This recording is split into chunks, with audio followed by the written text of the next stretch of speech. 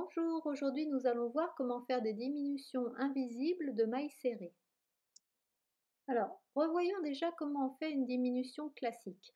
On pique sous les deux brins de la première maille et on pique sous les deux brins de la deuxième maille. On a 3 boucles sur le crochet. On fait un jeté et on écoule les deux mailles serrées ensemble.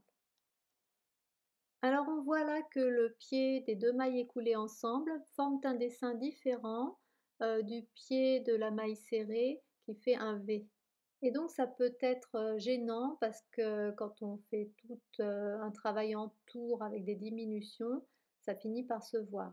Donc voici une technique vraiment magique qui permet de faire une diminution quasiment invisible.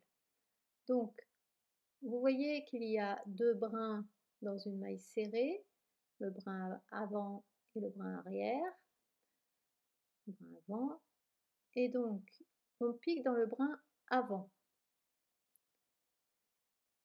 Et ensuite on pique dans l'autre brin avant de la maille suivante.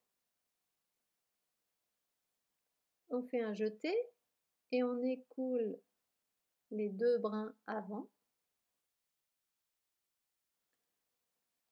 On fait un jeté et on écoule les deux boucles restées sur le crochet, comme pour une maille serrée, sauf qu'au lieu de piquer sous les deux brins de la maille, on ne pique que sous le brin avant. Vous voyez que cette diminution est quasiment invisible car le dessin est quasiment identique à celui d'une maille serrée.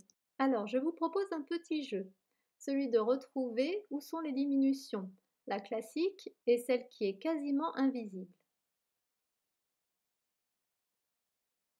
Vous avez trouvé? La diminution classique est ici et la diminution invisible est là.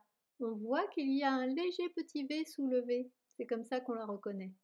Vous pouvez consulter ma playlist Techniques et astuces au crochet sur ma chaîne ou bien sur mon blog ouklouk.fr dans l'onglet Techniques. À bientôt!